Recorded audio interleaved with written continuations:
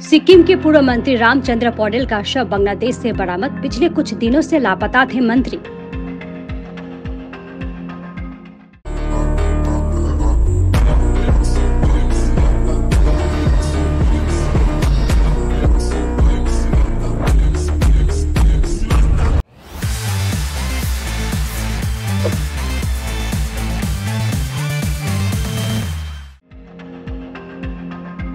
सिक्किम के पूर्व मंत्री रामचंद्र पौडेल का शव बांग्लादेश से बरामद कर लिया गया है। मंत्री कुछ समय से लापता थे। मालूम हो कि पिछले सोमवार को बांग्लादेश के लालमोनिरहाट जिला अंतर्गत गोवर्धन गांव संलग्न महिष खोजा तीस्ता नदी इलाके से स्थानीय निवासियों को एक शव मिला था। सूचना मिलने के बाद बांग्लादेश पुलिस ने शव बरामद किया। इसके बाद मृतक की पहचान की कवायद शुरू हुई। इधर सूत्रों के जरिए ये खबर सिक्किम प्रशासन तक पहुंची, जिसके बाद सिक्किम प्रशासन की तरफ से मेखलीगंज थाना से संपर्क किया गया। बाद में मेखलीगंज पुलिस थाना ने बांग्लादेश पुलिस से संपर्क किया। इस बीच परिजनों ने शव के हाथ में घड़ी देखकर पूर्व मंत्री रामचंद्र पौडेल की पहचान की। पोस्टमार्टम के बाद सिक्किम के पूर्व मंत्री का शव मंगलवार रात कुछ बिहार जिला के चेंगराबांधा इमिग्रेशन चेक पोस्ट के माध्यम से भारतीय अधिकारियों को सौंप दिया गया। इस दौरान दोनों देशों के पुलिस और प्रशासनिक अधिकारी मौजूद थे। तो वो हमारे ससुर हैं, माय फादर इन लॉ। तो उनका कल हमको मैसेज आया था, तो हम उनके हाथ में एक घड़ी था। तो घड़ी when we saw that watch, तो हमको लगा कि वो वॉच तो हमारा फैमिली हमेशा देखता है, तो वो हम लोगों का ही वॉच है।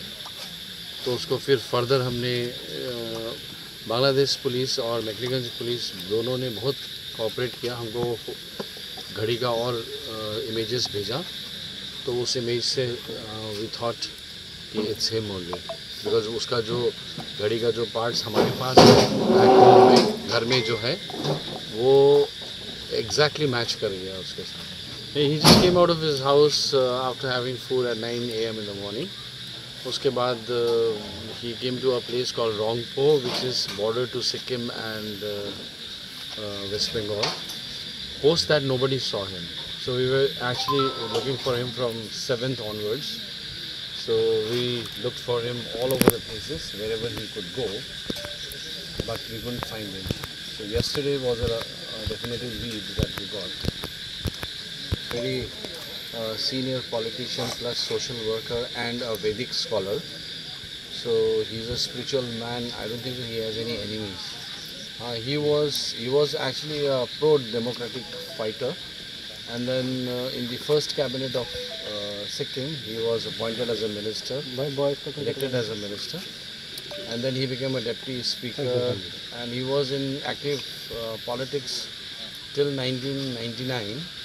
Post that he renounced everything: the land revenue, tourism, forest, and speaker. উনি সিকিম স্টেটের উনি আদিবাসী ছিলেন। ওনার রিলেটিভসরা বলছে উনি কিছু আগে এক্স মিনিস্টার কিছু ছিলেন, উনি হয়তো এক্স এডুকেশন মিনিস্টার সিকিমে উনি রয়েছেন আগে।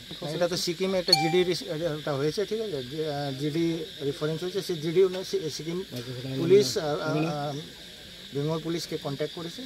কন্ট্যাক্ট করে এখানে আমরা বাংলাদেশ আপনার বিডি পুলিশ সঙ্গে যোগাযোগ হলো। এখান থেকে একটা বডি পাওয়া গেছে। সেই বডির যেভাবে আইডেন্টিফাই হয়েছে সেটা অ্যাকচুয়ালি একটা ঘড়ি ছিল। সেই ঘড়িটাই মেন আইডেন্টিফিকেশনের জন্য একটা চিহ্ন ছিল, ওটাই নিয়ে ওনারা আইডেন্টিফাই করেছে।